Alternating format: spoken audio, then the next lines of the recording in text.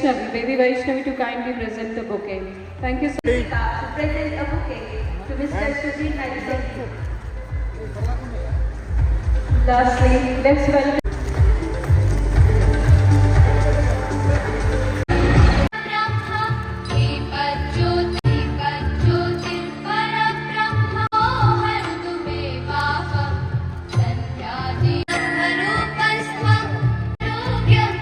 ఆయన ఈ సంస్థతో ముడిపడి ఉన్నారు.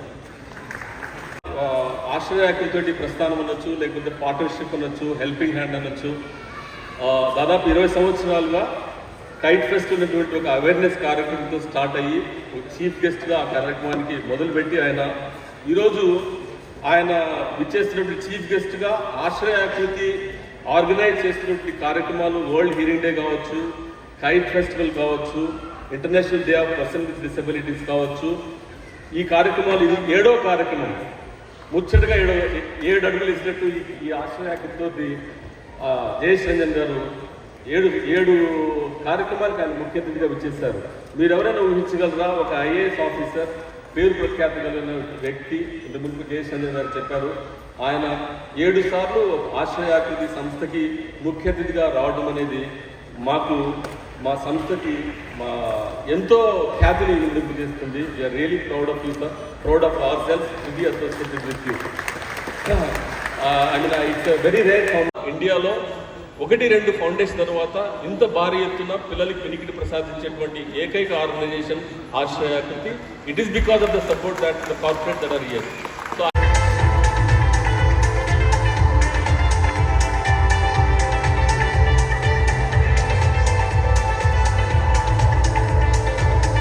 అభినందన తెలియపరుస్తున్నాను. ఈరోజు ఎంతోమంది కార్పొరేట్స్ వాళ్ళ అమూల్యమైన రిసోర్సెస్, వనరులు, డబ్బు రూపంలో కావచ్చు, ఆస్తి రూపంలో కావచ్చు, అన్నిటికంటే ముఖ్యం వాళ్ళ దగ్గర పని చేస్తున్నటువంటి ఎంప్లాయీస్ సమయం రూపంలో కావచ్చు, వాళ్ళు సమాజంలో బాగా నిస్సహాయ పరిస్థితి ఎదురవుతున్న వాళ్ళ కోసం ముందుకు వస్తున్నారు. ఇది చాలా చాలా హర్షణీయ విషయం. సో ఇందాక కొంతమందికి ఈ ప్రశంస పురస్కారం ఇవ్వడం జరిగింది. వారి అందరికీ నా కంగ్రాచ్యులేషన్స్ తెలియపరుస్తున్నాను. తర్వాత నాకు బాబు గారు చెప్పారు, సుమారు ఒక 30 సంస్థలకి అవార్డ్స్ ఇచ్చేది ఉంది, కొంతమందికి మాత్రమే అవార్డు ఇవ్వడం జరిగింది. కానీ మిగతా వాళ్ళందరికీ కూడా నేను మనసుగా నా హార్దిక అభినందన తెలియపరుస్తున్నాను. ఇందాక బాబు గారు నాకు ఈ సంస్థతో ఉన్నటువంటి అనుబంధం గురించి చెప్పారు. నేను ఎన్నోసార్లు వాళ్ళ కార్యక్రమానికి వచ్చాను. నాకు కూడా గుర్తు ఉంది, నేను మొదటిసారిగా 2014-15లో ఆ సమయంలో నేను ఒక 20 సంవత్సరాల క్రితం వారు ఏర్పాటు చేసినప్పుడు kite Mela, kite festival, Sankranti సమయంలో ఫండ్ రేజింగ్ కోసం వారు ఒక పీపుల్స్ ప్లాజాలో కైట్ ఫెస్టివల్ అనే ఒక కార్యక్రమం చేసేవారు. సో ఆ సమయంలో మొదటిసారిగా వారితో పరిచయం అయింది. ఎందుకంటే అప్పుడు నేను హైదరాబాద్ అర్బన్ డెవలప్మెంట్ అథారిటీ, అంటే పీపుల్స్ ప్లాజా మా పరిధిలోకి వచ్చేది. సో వాళ్ళు మా ఆఫీస్కి ఆ కార్యక్రమం చేయడానికి అనుమతి కోసం వస్తే నేను కొన్ని వివరాలు తెలుసుకున్నాను. అంటే ఎందుకు వాళ్ళు వస్తున్నారు, ఎవరు వాళ్ళు. అప్పుడే విషయం తెలిసింది, వాళ్ళు ఇట్లా మన వెనుకడి లేని వాళ్ళ కోసం వాళ్ళు ఇట్లాంటి సంస్థ నడుపుతున్నారు.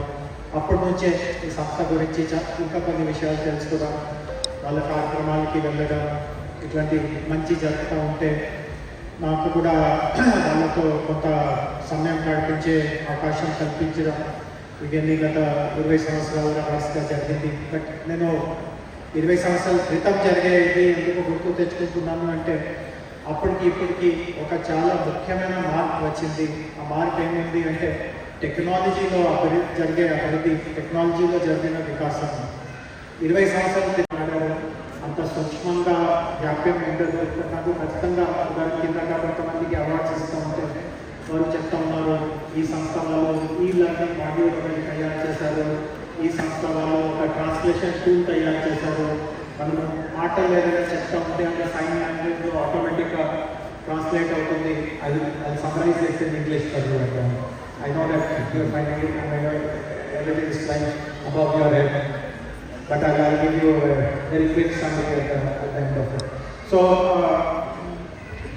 ఇట్లాంటి చాలా చాలా టెక్నాలజీలో వస్తున్నటువంటి అభివృద్ధి, టెక్నాలజీలో వస్తున్నటువంటి మార్పుని, దీనివల్ల మనకు కూడా చాలా అప్పుడు ఉన్నటువంటి కొన్ని చాలా జటిలమైన సమస్యలు కూడా ఈరోజు ఒక పరిష్కారం దాని కనిపిస్తుంది. ఇందాక వారు చెప్పారు డెల్ సంస్థ వారు ఇట్లాంటి ఒక టూల్ తయారు చేస్తూ ఉన్నారు. ఈరోజు లాంఛనంగా దాన్ని ప్రారంభించుకోవాల్సిందిగా ఉండింది, బట్ కొన్ని సమస్యల వల్ల అది అవ్వట్లేదు. ఖచ్చితంగా ఏదో ఒక రోజు తొందరలోనే అట్లాంటి టూల్స్ ఉంటాయి.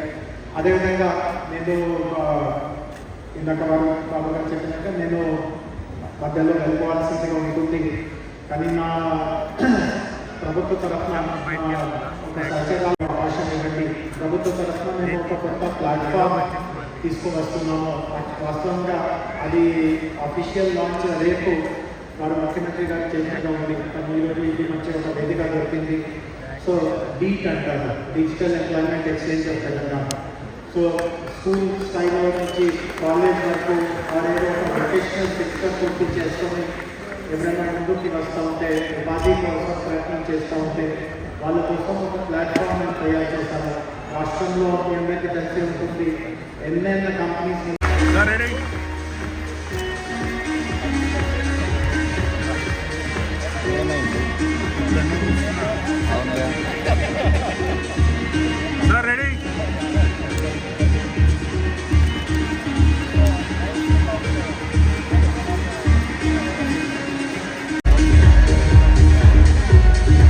సమాజంలో ఇట్లాంటి దౌర్భాగ్యమైన పరిస్థితిలో, నిస్సహాయ పరిస్థితిలో కూడా కొంతమంది ఉంటారు. కొంతమందికి మన చూపు ఉండదు, కొంతమందికి ఇట్లా వినికిడి సమస్యలు ఉంటాయి, కొంతమందికి నడకలో సమస్య ఉంటుంది, కొంతమందికి మానసికంగా కొన్ని దోషాలు ఉంటాయి. సో ఇట్లాంటి వ్యక్తులు కూడా మన సమాజంలో ఒక భాగమే. సో ఎవరు ఈరోజు వాళ్ళకి సహాయం ఇచ్చే పరిస్థితిలో ఉన్నారో వాళ్ళందరిపైన కూడా ఇది ఒక బాధ్యతగా, ఒక కర్తవ్యంగా ఉంది. వాళ్ళ ప్రభుత్వంతో పాటు వాళ్ళకు కూడా ఇట్లాంటి సమాజంలో అవసరం ఉన్న వాళ్ళ కోసం వాళ్ళు ముందుకు వచ్చి సహాయం చేస్తూ ఉంటే అది వాస్తవంగా అట్లాంటి వ్యక్తులకి కూడా మనము చాలా సేవ చేసినట్టుగా ఉంటాము. సో ఆశ్రయాకృతి కోసం సుమారు ఒక 30 మంది కార్పొరేట్ సంస్థలు గత చాలా సంవత్సరాల నుంచి రకరకాలుగా డబ్బు పరంగా, వనరుల పరంగా వాళ్ళకి సహాయం చేశారు. ఈరోజు వాళ్ళందరికీ ఇక్కడ అవార్డ్స్ ఇవ్వడం జరిగింది. అండ్ ముఖ్యంగా నా ప్రసంగంలో కూడా నేను అదే చెప్పాను, అంటే ప్రభుత్వం కొంత చేస్తూ ఉంది, బట్ దాంతోపాటు కార్పొరేట్ సంస్థలు కూడా CSRని చాలా ఆధార్యంగా, ముఖ్యంగా ఇట్లాంటి నిస్సహాయ పరిస్థితి అనుభవిస్తున్న వాళ్ళ కోసం వాళ్ళు కేటాయించుకోగలిగితే దీనివల్ల వాస్తవంగా వాళ్ళకి చాలా మనము సహాయం చేస్తున్నారు. రెండో ప్రోగ్రామ్కి వెళ్ళేది అదే. ఈరోజు టీ వర్క్స్లో ఉదయం నుంచి సాయంత్రం వరకు కొత్త టెక్నాలజీస్ ఈ మధ్య కాలంలో స్టార్టప్స్ తయారు చేశారు. ముఖ్యంగా మన డిసేబిలిటీస్ అనుభవిస్తున్న వాళ్ళ కోసం, చూపు లేని వాళ్ళు ఏ రూపంలో వాళ్ళు ఎదురుగా నుంచి ఏదైనా అడ్డం వస్తూ ఉందా, దాన్ని ఏమాత్రం కూడా చేతిలో ఈ కర్ర అవన్నీ పట్టుకోకుండా ఎట్లా గమనించుకోగలరు, వినికిడి లేని వాళ్ళకి స్పర్శం ద్వారా ఎట్లా మనము కొన్ని విషయాలు నేర్పించుకోవచ్చు. రకరకాలుగా టెక్నాలజీస్ కూడా తయారు చేయడం జరిగింది. ఈరోజు టీ వర్క్స్లో ప్రదర్శన జరుగుతూ ఉంది. నేను కూడా అక్కడికి వెళ్తున్నాను. 4 గంటలకి అది క్లోజ్ చేసేది ఉంటుంది.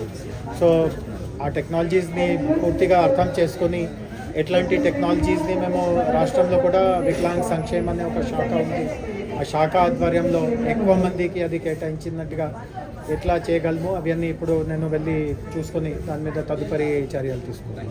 Thank you.